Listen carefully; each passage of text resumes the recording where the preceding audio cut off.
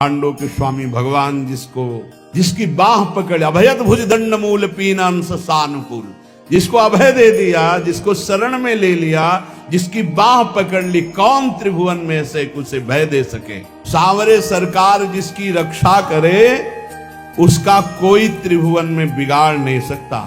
अम्बरीश जी को दुर्वासा जी ने नष्ट करना चाहा, क्या हुआ? त्रिभुवन में भागे घूमे, कहीं चैन नहीं मिला दुर्वासा जी को। प्रहलाद जी को हिरण्यकश्यप ने नष्ट करना चाहा, क्या हुआ? भगवान ने नरसिंह रूप रख के हर वरदान के बीच का रास्ता निकाल के फाड़ के फेंक दिया। न दिन है न रात संध्या, न अस्त्र है न शस्त्र, नाखून न जीवित है न निर्जीव, न ब्रह्मा का बनाया हुआ नर है न पशु, नरसिंह रूप, न घर के भीतर है न बाहर डेहरी पे बैठे।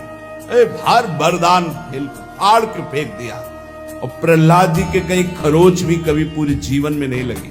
भगवत रसिक जी कह रहे हैं ध्रुव जी चाटा मार कर की गोद में भी बैठने नहीं दिया है, तो इस सिंहासन का अधिकारी जहां पहले नारायण का भजन कर और शरीर त्याग, मेरे गर्भ से, सुरुचि ने कहा मेरे गर्भ से, तब इस सिंहासन जाके भगवान की आराधना 5 वर्ष का बालक यही मधुवन में मथुरापुरी में आकर के तपस्या की। क्या उस समय मच्छर नहीं थे? क्या सांप बिच्छू नहीं थे? क्या सिंह नहीं थे? कोई परवाह नहीं की, क्योंकि सांवरे सरकार का भरोसा 6 महीने में भगवत साक्षात्कार करके त्रिभुवन में सर्वबंदनी अटल पदवी प्राप्त करके चले।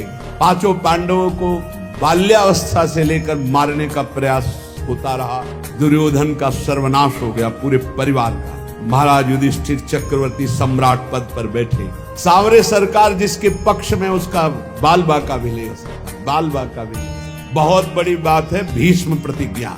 दुर्योधन ने जब देखा कि 10,000 महारथियों को रोज मारते हुए एक पांडव को खरोच भी नहीं आती, तो कहा भीष्म जी से कि पितामह मैं पहले से जानता था, सेनापति बनाने के पहले से आपको, कि आप हमारी कभी विजय नहीं चाहेंगे, आप पांडवों की ही विजय चाहेंगे, भले हमारे पक्ष से 10,000 महारथियों को मारते तो भी। उनका ऐसा नहीं, मैं कोई पक्षपात नहीं कर रहा हूं, वो श्री कृष्ण द्वारा सुरक्षित है।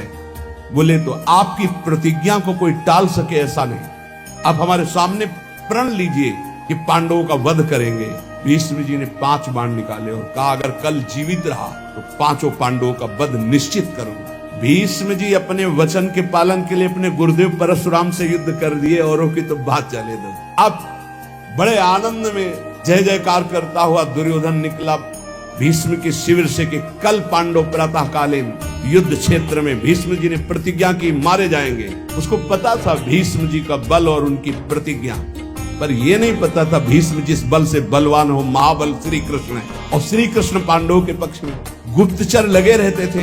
तत्काल एक गुप्तचर पांडवों के शिविर में गया जहां भगवान श्री कृष्ण विराजमान थे, पांडव शयन कर रहे थे।